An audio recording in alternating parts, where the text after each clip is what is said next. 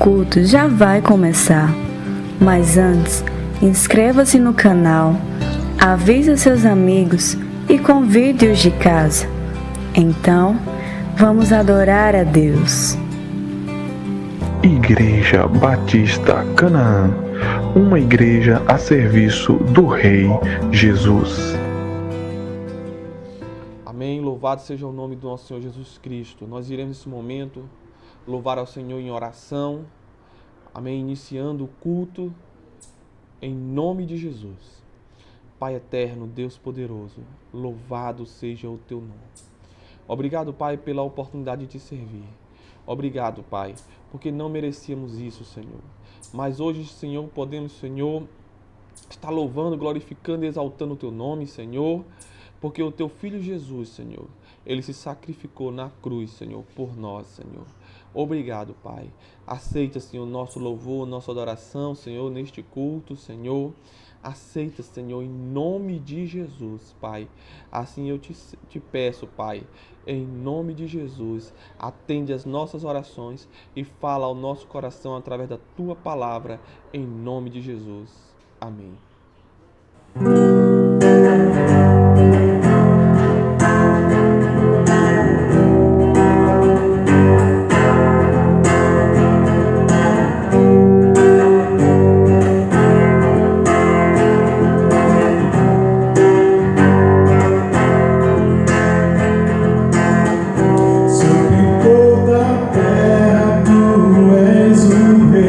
Sobre as montanhas eu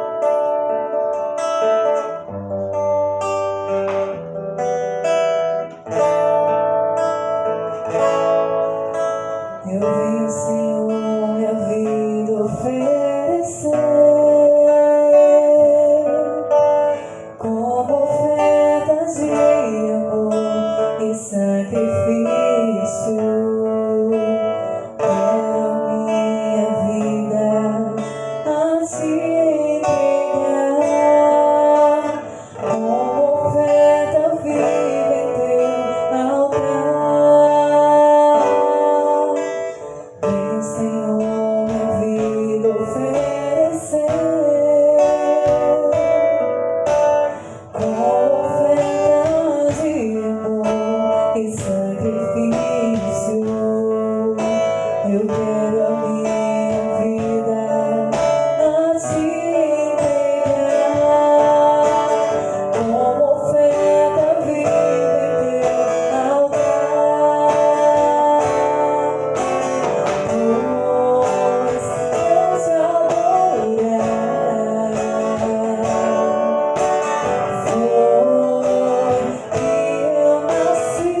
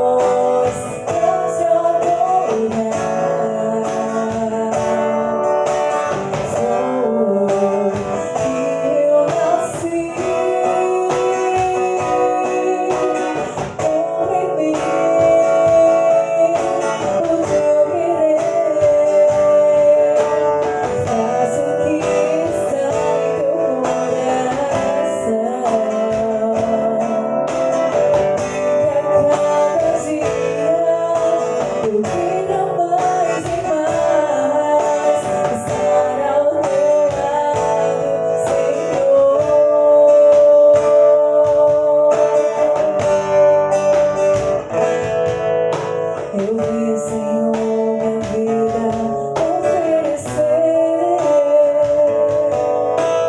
como oferta de amor e sacrifício. Quero minha vida a te entregar como oferta viva em teu altar.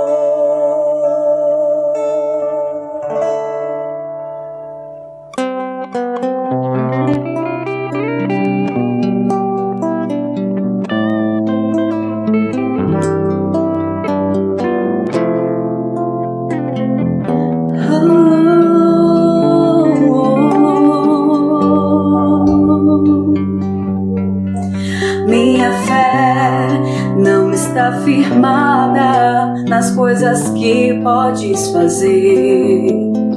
Eu aprendi a te adorar pelo que és.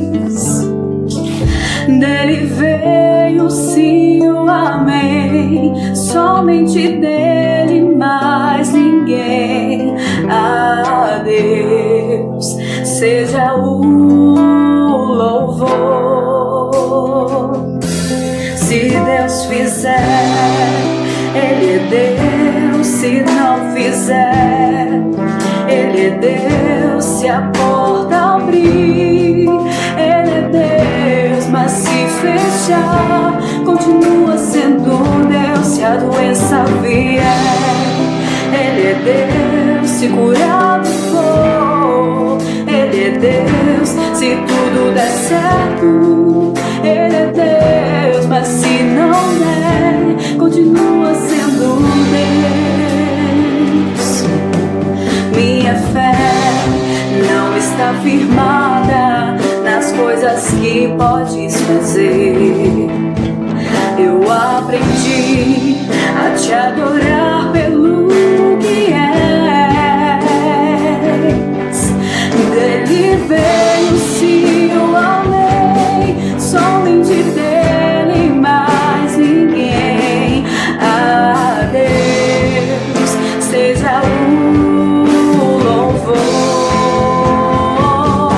Se Deus fizer, Ele é Deus. Se não fizer, Ele é Deus. Se a porta abrir, Ele é Deus. Mas se fechar, continua sendo Deus. Se a doença vier, Ele é Deus. Se curado for, Ele é Deus. Se tudo der certo, Ele é Deus. Mas se não der, continua sendo Deus. Não o adoro pelo que Ele faz, eu o adoro pelo que Ele é. Haja o que houver, sempre será Deus. Não o adoro pelo que Ele faz, eu o adoro pelo que Ele é. Haja o que houver, sempre será Deus. Se Deus fizer, Ele é Deus. Se não fizer, Ele é Deus. E se a porta abrir, Ele é Deus. Mas se fechar, continua sendo Deus. Se a doença vier, Ele é Deus. E se curado for, Ele é Deus. Se tudo der certo, Ele é Deus. Mas se não der, continua sendo Deus.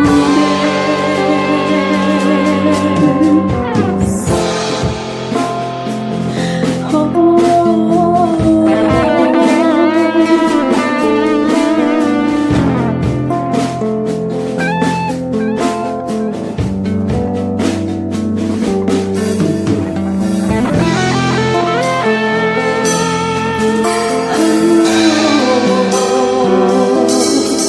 só Tu és Senhor.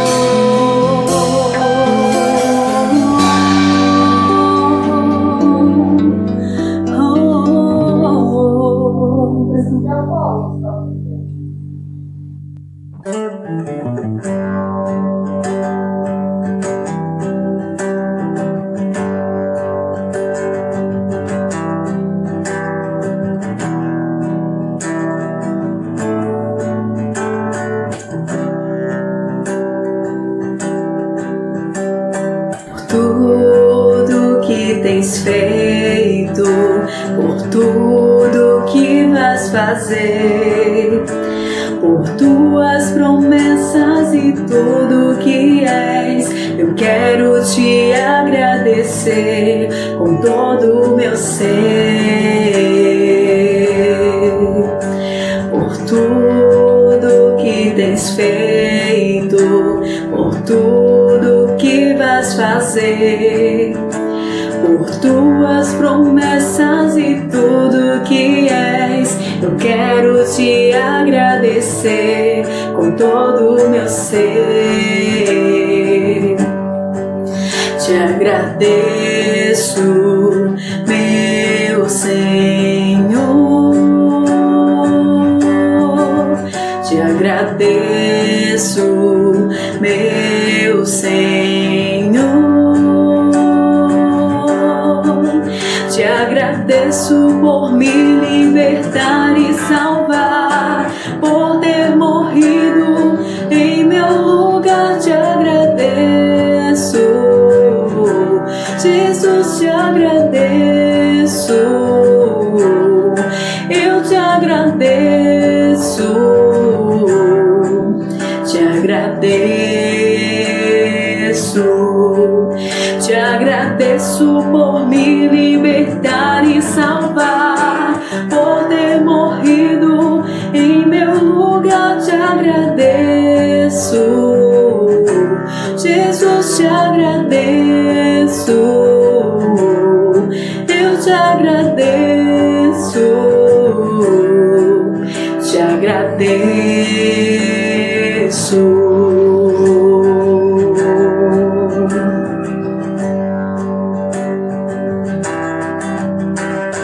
Tudo que tens feito, por tudo que vais fazer, por tuas promessas e tudo que és. Eu quero te agradecer com todo o meu ser.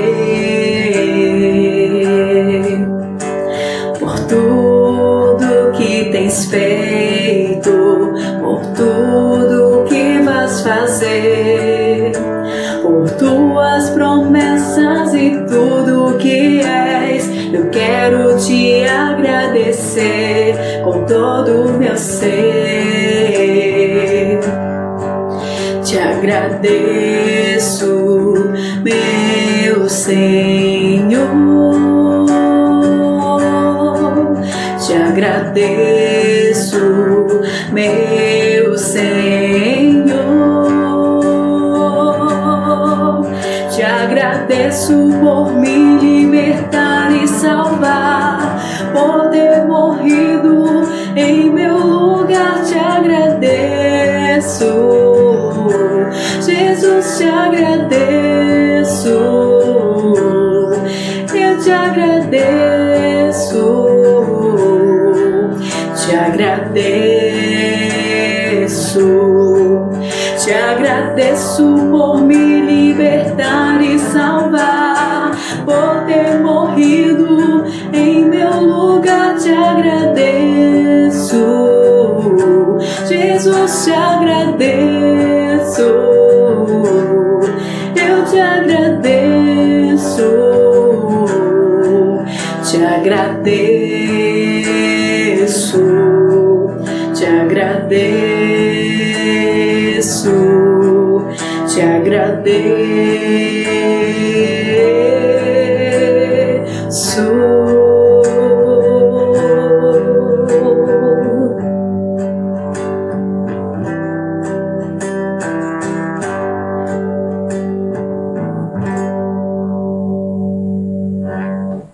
Amém? Nesse momento nós iremos meditar um pouco na palavra de Deus.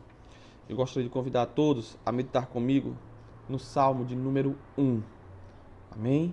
Vamos meditar na palavra de Deus no Salmo de número 1, que diz o seguinte, o Salmo: Bem-aventurado o varão que não anda segundo o conselho dos ímpios, nem se detém no caminho dos pecadores, nem se assenta na roda dos escarnecedores. Antes tem o seu prazer na lei do Senhor, e na sua lei medita de dia e de noite. Pois será como a árvore plantada junto a ribeiros de água, a qual dá o seu fruto na estação própria, e cujas folhas não caem, e tudo quanto fizer prosperará. Não são assim os ímpios, mas são como a moinha que o vento espalha. Pelo que os ímpios não subsistirão no juízo, nem os pecadores na congregação do justo, porque o Senhor conhece o caminho do justo, mas o caminho do ímpio perecerá. Amém? Diz a palavra de Deus: Bem-aventurado o varão que não anda segundo o conselho dos ímpios. Irmão, o crente, ele tem que seguir o conselho de Deus. Ele tem que seguir o conselho de Deus. Ele tem que seguir o conselho da palavra de Deus. O homem que não teme a Deus, os seus conselhos são baseados na sua fé, na sua falta de fé em Deus. Então, o homem que não teme a Deus, ele vai dar conselhos contrários aos conselhos, aos projetos que Deus tem para a sua vida. Porque para o homem que não teme a Deus, é difícil compreender o propósito de Deus. Que conselho alguém que não teme a Deus poderia dar para alguém que, chamado por Deus, muitas vezes deixa o seu emprego para ir para a ação missionária? Pessoas muitas vezes com alguma formação superior e que muitas vezes Deus diz para ele: olha, você não vai mais trabalhar nessa situação tão confortável. Agora você vai ter que ir para um país africano, um país asiático, qualquer país que seja longe da sua família, para levar o evangelho. Que conselho alguém que não teme a Deus poderia dar? Que conselho alguém que não teme a Deus poderia dar quando alguém te agredisse e você se sentisse sofrido pelaquela situação? Que conselho ele daria? Ele daria um conselho baseado na palavra de Deus? Ele te orientaria a perdoar? Ele te orientaria a procurar meios de solucionar de forma bíblica esse problema?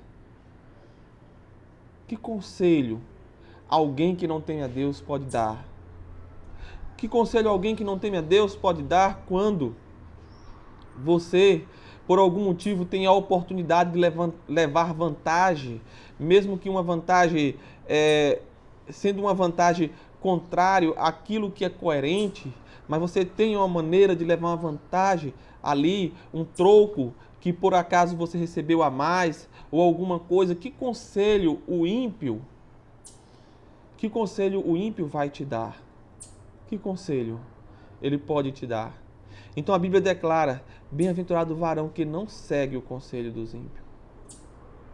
Porque temos que procurar conselhos bons, mas não apenas bons, conselhos bons da palavra de Deus. E aí, continuando, nem se detém no caminho dos pecadores. Não podemos parar nos caminhos errados.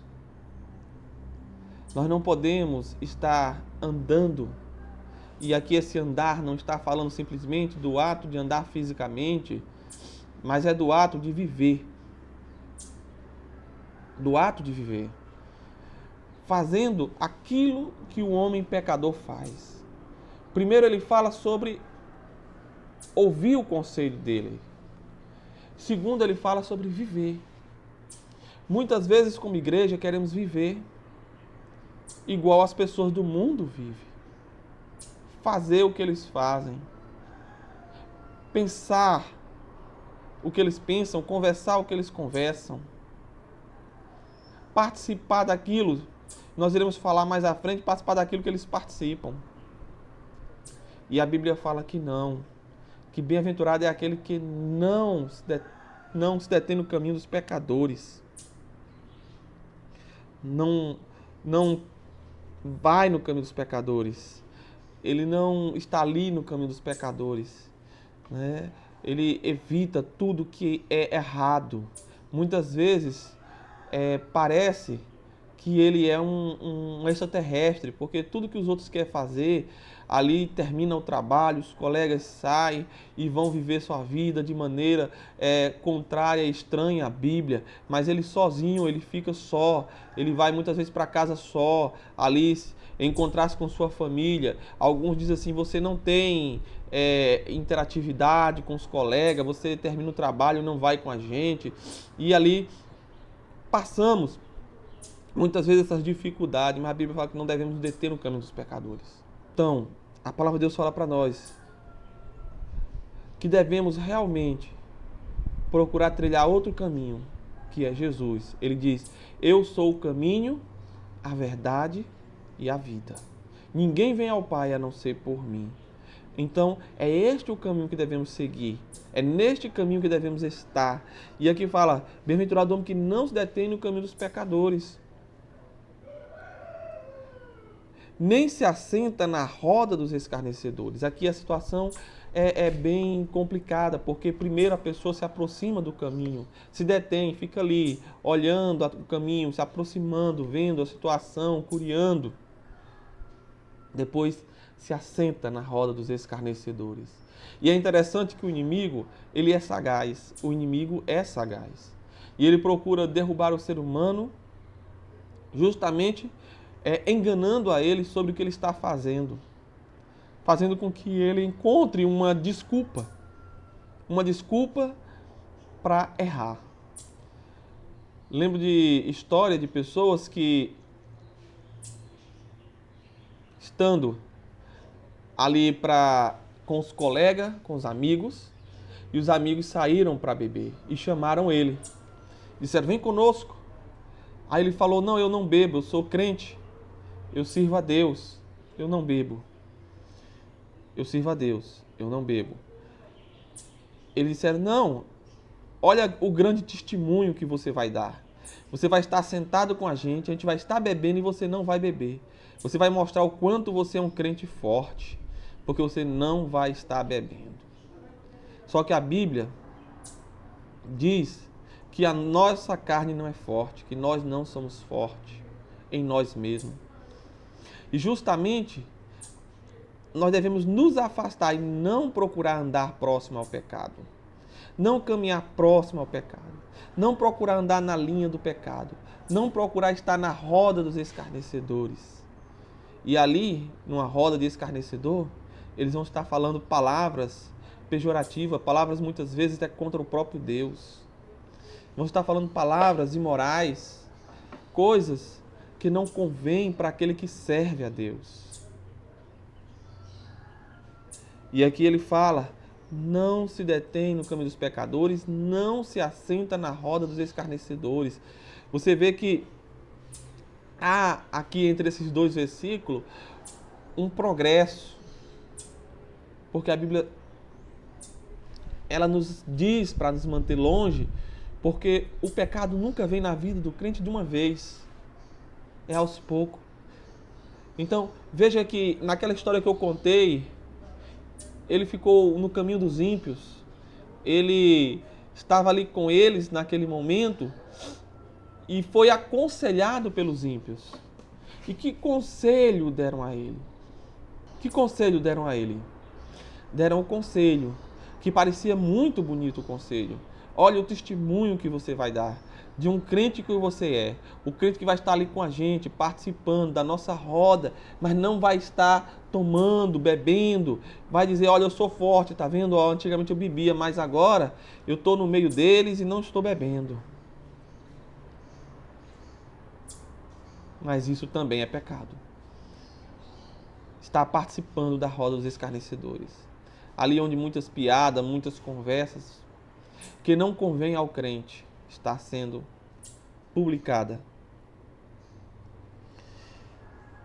Antes tem o seu prazer na lei do Senhor, e na sua lei medita dia e noite. Olha que maravilhoso. O seu prazer está na lei do Senhor, e na sua lei medita dia e noite. Irmão, não basta ler a Bíblia. Temos que meditar nela. A Bíblia fala que a boca fala do que está cheio o coração. Se nós não falamos de Deus, coisas boas da Bíblia, da palavra de Deus, da lei do Senhor, é porque o nosso coração não tem a lei do Senhor. Pelo menos não está cheio dela. Né? Pode até ter, mas está raso, muito raso. Então é necessário realmente que nós venhamos entender que aquele que realmente ele teme a Deus, ele ama a Deus, ele medita na sua palavra, ele pensa nela, ele pensa nas consequências sociais que ela traz. ou seja, as consequências práticas para a nossa vida pessoal e coletiva. O que significa? Estamos vivendo num mundo polarizado. O Brasil hoje é polarizado entre políticas. Direita, esquerda, conservadores, liberais e por aí vai. E o crente? Ele é o quê? Ele é de direita, de esquerda, liberal, conservador. O crente, ele é Bíblia. Ele é a palavra de Deus. E nós seguimos os princípios bíblicos. E o que os princípios bíblicos diz? É aí aonde nós temos que meditar. Como vamos reagir? Não podemos nos conformar com o pecado, não podemos nos conformar. Devemos denunciar o pecado. Aquilo que é errado devemos denunciar.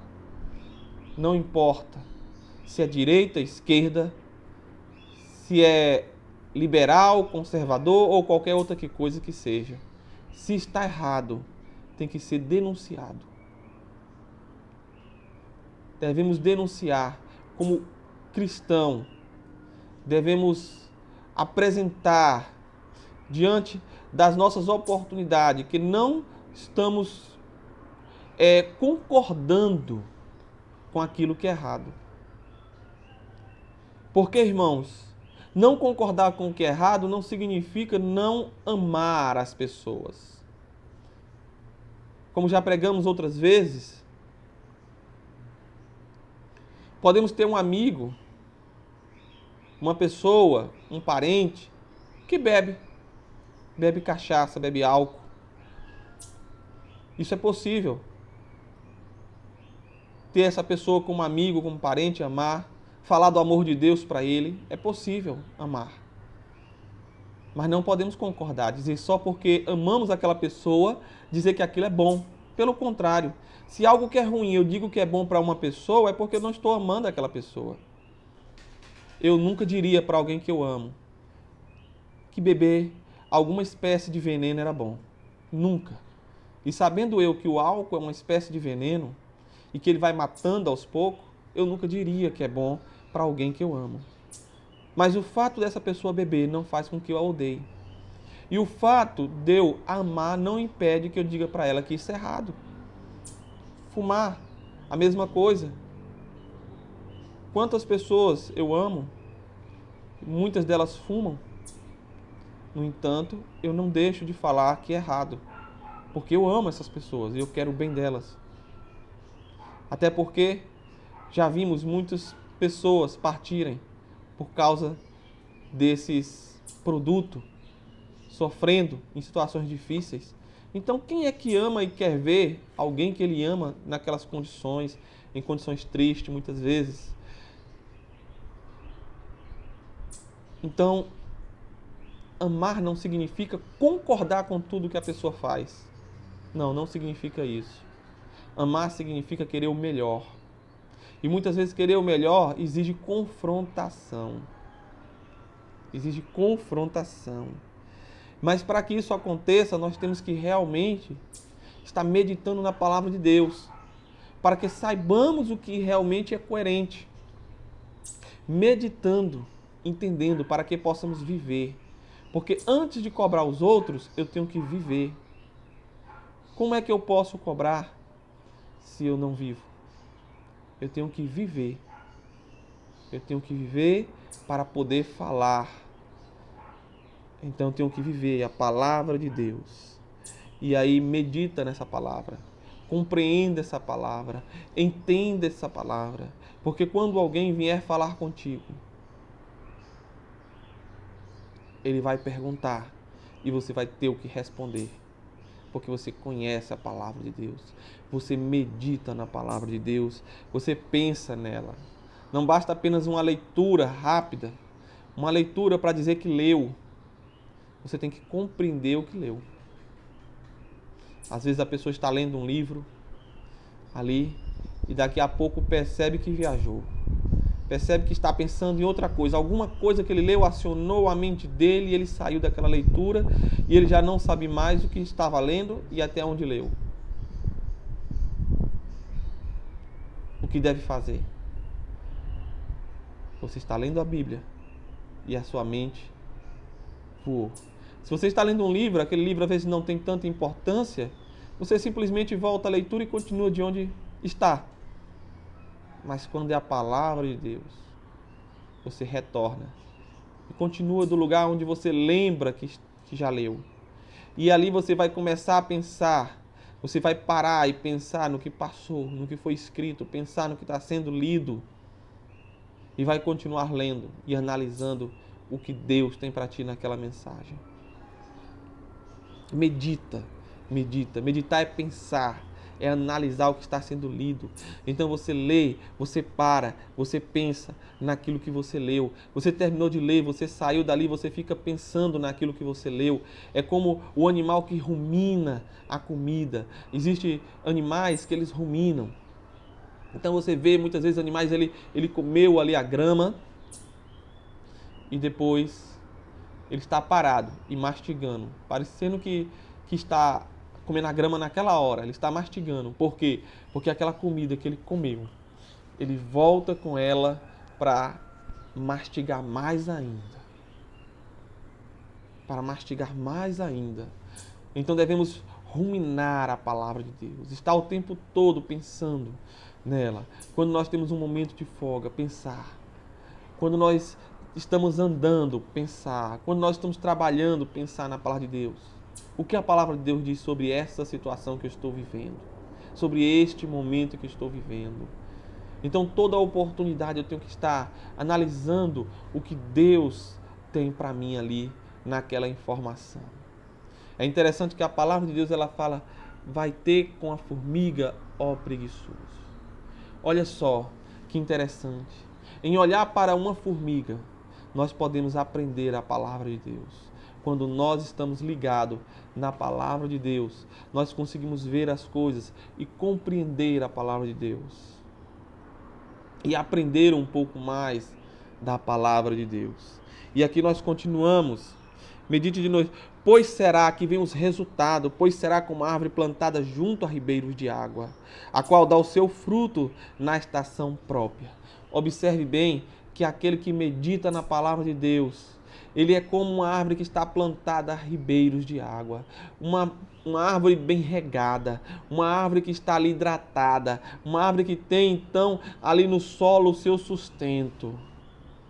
Uma árvore saudável, uma árvore que dá o seu fruto na estação própria, uma árvore que dá o seu fruto no momento próprio. Ou seja, não é um fruto sofrido, é natural. Muitas das vezes as pessoas, eles tentam parecer bons. Mas aquele que teme ao Senhor, aquele que medita na sua palavra, a sua palavra vai lavando, trabalhando ali o seu caráter, o seu modo de ser. O Espírito Santo de Deus vai ali trabalhando, colocando aquela palavra profunda na sua alma, de tal maneira que dia a dia ele vai sendo aperfeiçoado na palavra. Dia a dia ele vai crescendo na palavra. E ele vai mudando os seus hábitos. E ele vai começando a dar frutos naturalmente. Não é um fruto forçado. Não é algo que ele batalha para parecer ser. É um fruto genuíno, natural. É um fruto na estação própria. É um fruto da maneira própria. É um fruto da forma correta. É um fruto que parte de uma árvore saudável, a qual dá o seu fruto na estação própria. É um fruto baseado na palavra de Deus. E aqui a palavra continua falando, e cujas folhas não caem, e tudo quanto fizer prosperará. Tudo quanto fizer prosperará. Por quê? Porque tudo que ele faz é conforme o propósito de Deus. E aquilo que fazemos em acordo com Deus, ele dá certo.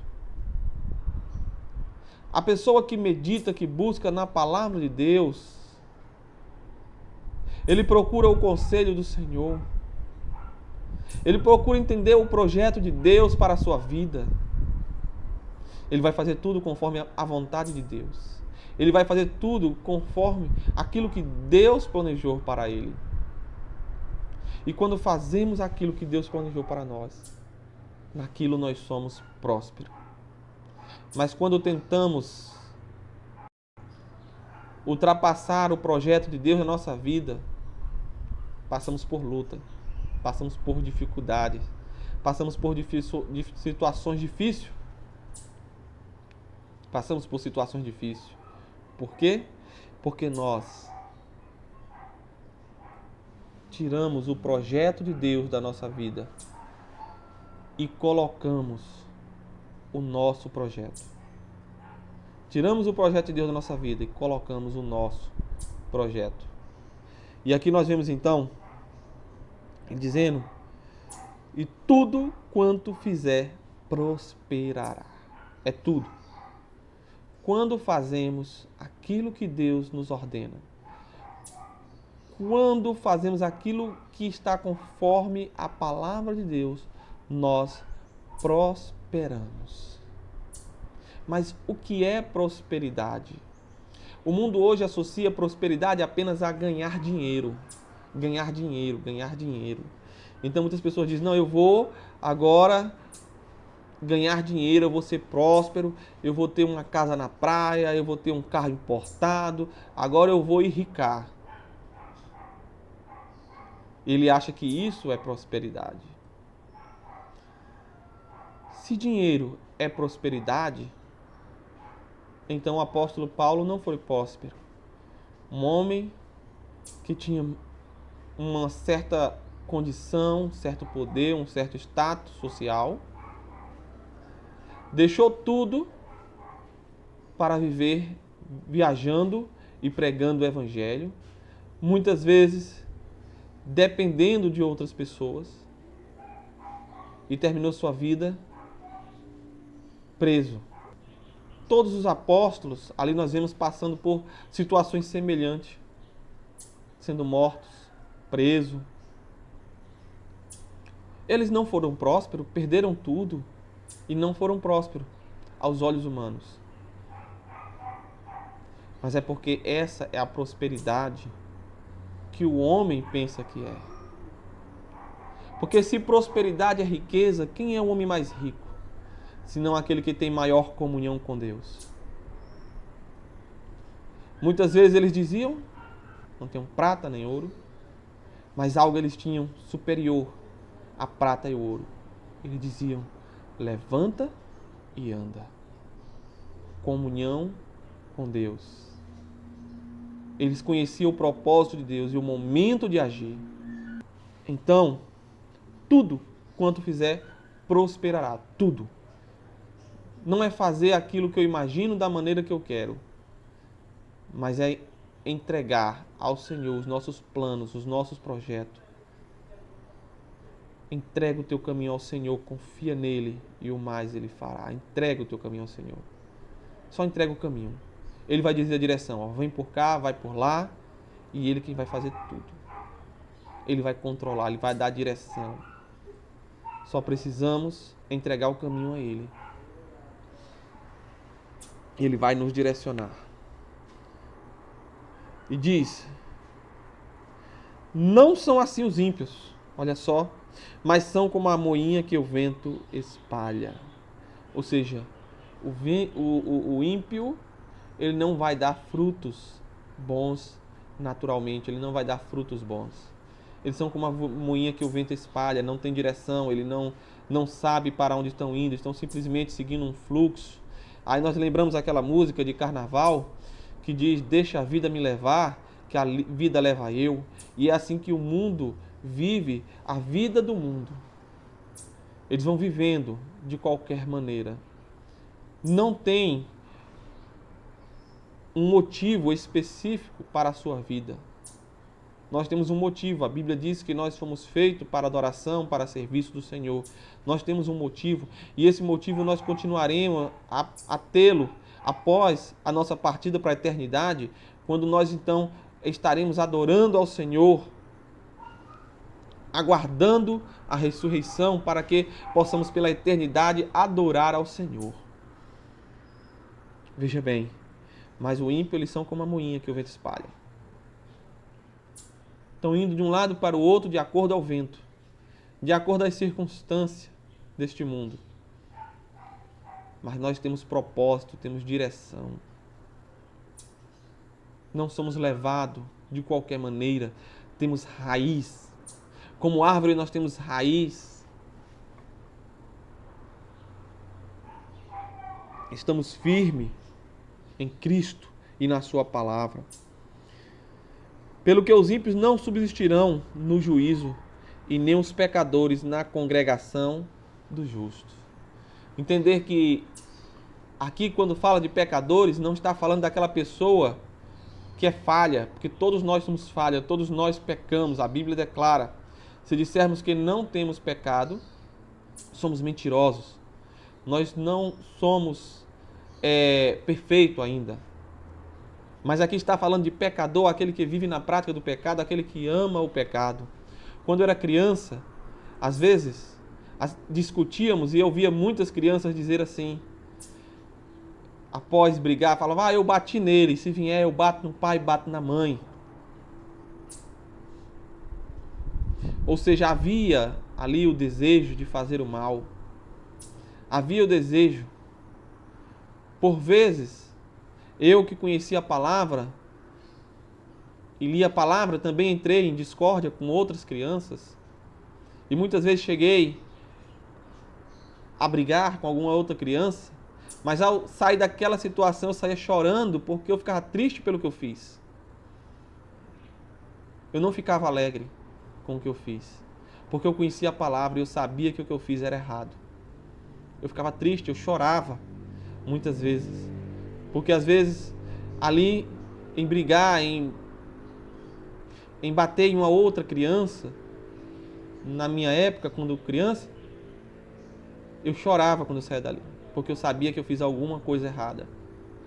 Eu não chorava porque realmente muitas vezes levei algum murro ou alguma coisa, mas a minha tristeza era porque eu cheguei naquele ponto e eu sabia que estava errado. Mas outros, por vezes, eu vi dizer, eu bati nele, se vier, bato na mãe, bato no pai, porque o mal estava no seu coração. A palavra de Deus não estava ali. Faltava ele compreender o perdão, o amor, ele compreender o que é ser um ser humano no sentido bíblico. E levamos isso para a nossa vida adulta muitas vezes. Fez isso comigo, eu vou e faço com ele.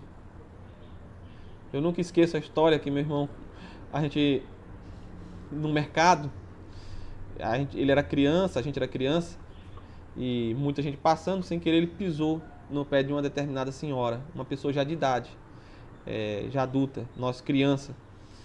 E ele pediu desculpa e saiu, ele não achou que tinha feito alguma coisa demais. Pediu desculpa e saiu. Daqui a pouco, escutamos os passos correndo. Ela veio e pisou no pé dele. Coisa de menino. Ela fez. E ali nós ficamos pensando, né? Como é o ser humano? Talvez a pessoa não faça isso nessas condições, né? Por uma questão de etiqueta. Uma questão de etiqueta. Mas quantas pessoas não estão aí procurando como se vingar? Como tratar o outro mal, sem perdoar, guardando a mágoa em seu coração. Que Deus tenha misericórdia. E aqui nós continuamos, né? Os ímpios, os pecadores, eles não vão permanecer na congregação do justo. O que acontece? A pessoa que ele não teme a Deus, ele não vai conseguir permanecer no Evangelho. Ele não vai conseguir permanecer no Evangelho. Por quê? Porque ele não quer temer a Deus. Porque ele não quer servir a Deus. Então ele vai ficar lá um tempo tentando enganar por vários motivos, não sei qual motivo que ele vai estar lá, mas ele vai ficar um tempo lá por alguns motivos, ou porque achou uma irmã bonita, ou porque achou um rapaz né, de condição, que pode ali dar uma vida tranquila, respeitosa, ou porque a mãe está obrigando, fica lá. Eu não sei o motivo. Ele vai lá e fica um tempo, mas depois, como ele não entregou sua vida verdadeiramente ao Senhor Jesus, ele não vai conseguir permanecer. Ele não vai conseguir. É necessário que ele permaneça. Talvez, durante o processo que ele está fazendo aquilo ali com objetivos diferenciados, talvez, quem sabe, a palavra de Deus não toque no seu coração e ali ele mude a sua forma de ser e deixe de ser um ímpio, um pecador, como a palavra de Deus declara, aquele que ama o pecado, que quer viver no pecado, e ali, a partir dali, ele realmente se converta e mude de atitude. Mas entender que, na realidade, aquele que não é justo, aquele que não teme ao Senhor, ele não vai conseguir ficar na congregação do justo, a não ser que ele passe a ser justo também, a não ser que ele passe a temer ao Senhor. É isso que a palavra diz. Então, observemos bem o que a palavra do Senhor diz. Não sabemos os motivos que as pessoas estão na igreja. Outros estão na igreja simplesmente para procurar um defeito. Vamos procurar um defeito aqui, eu vou achar um defeito, porque eu vou poder falar mal da igreja. Procurar um defeito no pastor, procurar um defeito num diácono, procurar um defeito em alguém. Porque assim eu consigo falar mal. Muitas vezes estão na igreja com esse objetivo. Está lá no meio. A Bíblia fala que junto com o trigo vai estar lá o joio plantado. Não sou eu que falo. A Bíblia declara. A Bíblia fala que só Deus conhece o coração humano. Eu não conheço. Ninguém conhece o coração humano. Então o ímpio, ele não vai permanecer. Ele pode até entrar, ele tem vários motivos, eu não sei, eu não vou discutir, debater os motivos completos aqui. São vários motivos que podem levar uma pessoa a estar dentro da igreja. Uma bênção. Ah, eu quero receber uma bênção. Ah, eu vou para a igreja para receber uma bênção. Qual é o motivo? Eu não sei. Mas o fato é que ele não vai conseguir permanecer muito tempo. Por quê? Porque os seus motivos são outros. Ah, não, eu estou na igreja porque eu quero que meu marido pare de beber. Não é porque quer temer ao Senhor, não é porque serve ao Senhor, não, é porque eu quero que meu marido pare de beber. Eu estou na igreja porque eu quero parar de beber. Qual o motivo? Eu quero parar de beber. Bom que você está na igreja e tem a oportunidade de ouvir. E quem sabe não entenda a palavra. E realmente toma uma decisão verdadeira. Esse é o nosso desejo. Que realmente compreenda essa palavra, a decisão genuína. Mas o motivo não é o motivo coerente, correto. Não é o motivo certo para estar na igreja. O motivo certo para estar na igreja é realmente porque entendeu a palavra de Deus e compreendeu que Jesus Cristo é o Senhor e que nós somos servos dele. Então o ímpio ele não consegue compreender, porque há coisas que a Bíblia fala que só discerne espiritualmente. Então ele não vai entender o que está acontecendo ali. Ele vai falar, oxente, que negócio é esse? Que eles estão falando, que eles estão dizendo que tem que viver desse jeito. Isso não me faz sentido. Isso não me faz sentido. A Bíblia diz que a palavra de Deus é loucura para os que perecem. As pessoas que perecem, eles acham louco, eles não compreendem. Mas para nós que somos salvos, é poder de Deus. Nós compreendemos. Porque o Senhor conhece o caminho do justo. Deus, ele conhece o nosso caminho. Esse caminho foi estabelecido pelo próprio Deus. Então, o nosso caminho, ele é estabelecido por Deus. E Deus conhece o nosso caminho. E devemos então andar, trilhar neste caminho. No caminho que Deus estabeleceu para nós. Não em qualquer caminho, não o caminho do ímpio, que é um caminho tenebroso diante da palavra de Deus. Mas o caminho dos ímpios perecerá. O caminho do ímpio leva à destruição. Leva ao afastamento de Deus. Mas o caminho da palavra do Senhor, o caminho que é Jesus Cristo, ele nos leva a Deus. E Jesus diz: vinde a mim, todos vós que estáis cansados e sobrecarregados, e eu vos aliviarei. Então, este caminho, o caminho de Deus, está para todos. Basta que realmente compreendamos esta palavra, a palavra de Deus, e venhamos aceitá-la em nossas vidas. Amém? Que Deus abençoe a todos. Vamos orar nesse momento. Pai de amor, Deus de misericórdia. Obrigado, Pai, por Tua palavra, Senhor. Deus, que esta palavra venha se aplicar em nosso coração e que venhamos crescer, Senhor, no conhecimento da Tua palavra, Senhor. Nos abençoe, Senhor, dando uma semana de vitória, Senhor, na Tua presença santa e gloriosa, Pai. Em nome de Jesus. Amém. Que a graça e a paz do Senhor Jesus Cristo, o amor de Deus, a comunhão e a consolação do Espírito Santo esteja com todos, desde agora e para sempre. Amém. Shalom, Adonai. Que Deus abençoe a todos.